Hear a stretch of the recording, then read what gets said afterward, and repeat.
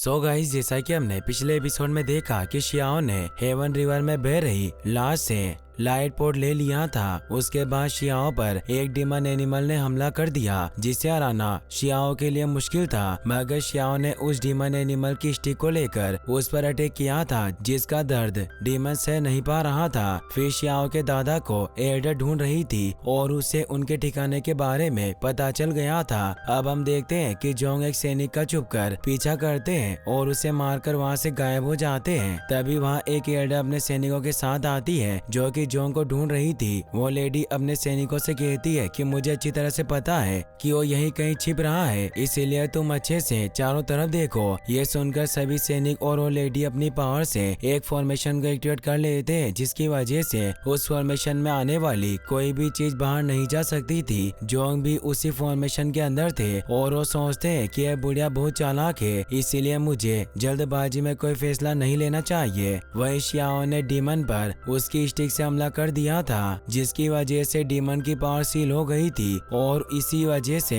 Demon तेज चिल्ला रहा था। फिर वो शियाओ से कहता है कि एक बार तुम मेरी पावर को अनलॉक करो, उसके बाद मैं तुम्हें बताता हूँ कि मेरे पास कितनी पावर है। और डीमन शियाओ पर हमला करने की कोशिश करता है और उसे कहता है कि मैं चाहता हूँ कि तुम भी मेरे साथ मरो। फिर डीमन शियाओ पर हमला करता है। शियाओ डीमन के हमले से बचता हुआ कहता है कि मैं भी देखता हूँ कि तुम अपनी पावर स्टिक के बिना कितनी देर तक जिंदा रह पाते हो, और स्पीड के साथ डीमन पर वार करता है, जिससे कि डीमन को काफी पेन होता है, मगर वो शियाओ की तरफ तेजी से बढ़ने लगता है। फिर शियाओ भी अपनी कुनपेंग ट्रिक के साथ थंडर ट्रिक को मर्ज करके थंडर के बड़े बॉन्डल आता है और डीमन को चारों तरफ से घेर लेता है। ये देखकर डीमन अपने चारों तरफ एक सेफ्टी शील्ड को एक्टिवेट कर लेता है, मगर शियाओ की थंडर ट्रिक के आगे डीमन बच नहीं पाता और बुरी तरह से घायल होकर मर जाता है। उसके बाद शियाओ वहाँ से आगे बढ़ने लगता है तो टेंग कहता है कि शियाओ में इस तरह से और नहीं चल सकता, लेकिन तुम्हारे दादा काफी स्पीड से चलते हैं, इस वजह से हम उन्हें पकड़ नहीं पाए। तो शियाओ कहता है कि दादा ऐसे किसी ठिकाने पर जाएंगे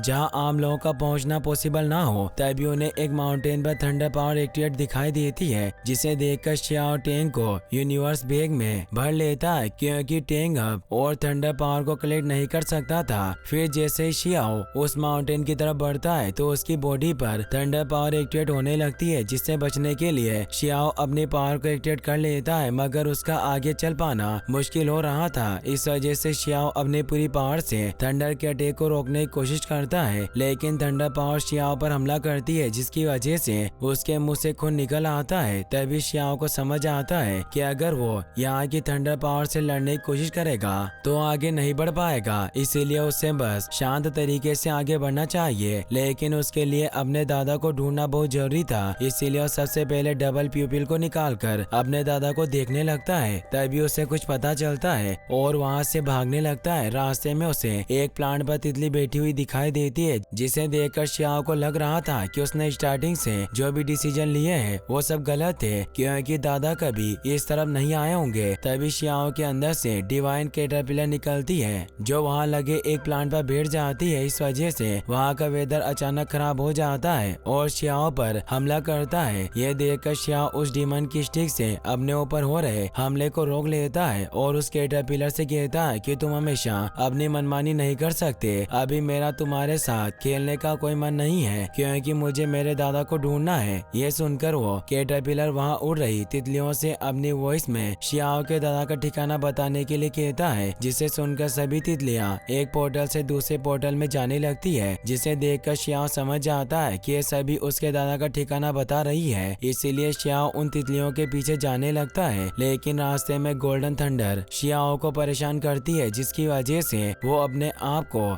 एक शील्ड से कवर कर लेता है और तेजी से आगे बढ़ने लगता है, लेकिन फिर भी उसके लिए रास्ता साफ नहीं होता। फिर शियाओ टेंग को स्पीड के साथ फेंक कर आगे बढ़ने लगता है। टेंग रास्ते में आ रहे अपनी तरफ के सभी स्टोन को खा लेता है, मगर इन सब से कुछ नहीं होता, क्योंकि शियाओ जिस जगह पर जा रहा था वहाँ जाने के लिए काफी काफी पावर की जरूरत पड़ती है, मगर शियाओ को अपर रियल में आने के बाद कल्टिवेशन करने का कम समय मिला, जिसके चलते वो ठीक से अपनी पावर को इंक्रीज नहीं कर पाया। इस वजह से शियाओ को काफी दिक्कतों का सामना करना पड़ रहा था, मगर शियाओ अपने परिवार के लिए कुछ भी कर सकता था, बदले चाहे उसे अपनी जान ही क्यों न देनी पड़े। इसीलिए शियाओ डीमन की उस स्टिक का यूज करता है जिसे शियाओ ने छीन लिया था, और वो स्टिक भी डीमन की बॉडी की तरह पावरफुल थी, जिसकी मदद से शियाओ रास्ते में आने वाली सभी परेशानियों को पार कर लेता है। मगर उसकी स्टिक टूट जाती है। वहीं शियाओ जब अपने मुकाम पर पहुंच जाता है तो वो एक पॉट की मदद से वहां लगे सभी प्लांट की अपनी पावर की मदद से खींच लेता है, क्योंकि उसे पता चल गया था कि ये प्लांट उसकी कल्टीवेशन के लिए बहुत ही जरूरी है। उसके बाद Xiao valley of the silver butterfly नाम की जगह पहुंचता है, जहां बहुत सारी तितलियां थी। तभी टैंक शियाओ से कहता है कि हाँ आना तुम्हारे लिए बहुत फायदेमंद रहा, क्योंकि तुम्हें यहाँ कई तरह के ट्रेजर मिले, साथ ही डीमन की स्टिक भी मिली। उसके बाद हेवन रिवर से पोर्ट, और इस तरह से तुम काफी प्रॉफिट में हो। तो शियाओ कहता है कि तुम्हें पता है कि जब मैंने थंडर पावर पर हमला किया था तो मैं पूरी तरह कमजोर हो गया था, और काफी मेहनत के बाद मैंने इतना सारा ट्रेजर कलेक्ट किया है। फिर शियाओ कैटरपिलर से कहता है कि क्या तुमने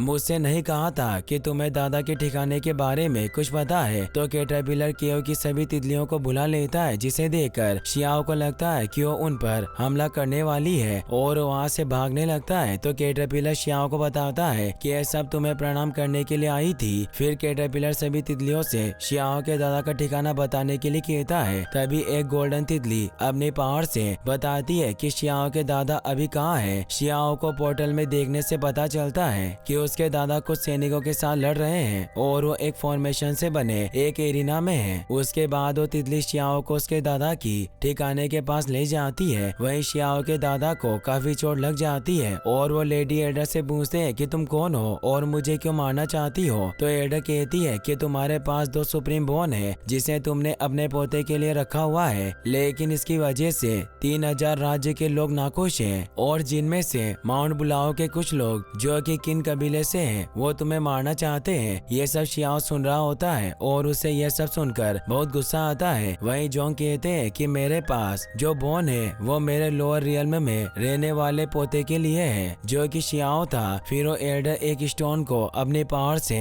मसल देती है, जिसकी वजह से जोंग के मुंह से खून निकलने लगता है। यह देखकर शियाओ कहता है कि दादा मैं अभी जिंदा हूँ और हम दोनों जल्दी मिलेंगे, लेकिन मुझे मास्टर डिवाइन फ्लेम का एक ही वार करके उस एल्डर को मारना होगा। इसी तरह से मैं अपने दादा को बचा सकता हूँ। वहीं वो लेडी कहती है कि तुम्हारे पोते को मारने के लिए माउंट बुलाओ ने तुम्हें बंदी बना लिया था। तो जोंग कहते हैं कि मैंने माउंट बुलाओ जाने के बारे में कभी नहीं सोचा, लेकिन मैं तुम्हें जरूर मार डालूंगा और तुम्हारी लाश को शी कबीले में फेंक दूंगा। ये कहकर जोंग लड़ने के लिए तैयार हो जाते हैं। तो एल्डर कहती है कि मुझे मारने से पहले मैं तुम्हारी लाश के टुकड़े टुकड़े कर दूंगी, और वो भी जोंग पर हमला करने के लिए तैयार हो जाती है। यह देखकर शियाओ भी उस फॉर्मेशन के अंदर आ जाता है और अपने वेपन को एक्टिवेट कर लेता है। और इसी के साथ ये एपिसोड यहीं पर खत्म हो जाता है। गाइस आपको ये वीडियो कैसी लगी मुझे कमेंट बॉक्स में जरूर बताना। साथ ही इस वीडियो को लाइक और चैनल को सब्सक्राइब करने के लिए आपका तहे दिल से शुक्रिया। Thanks for watching.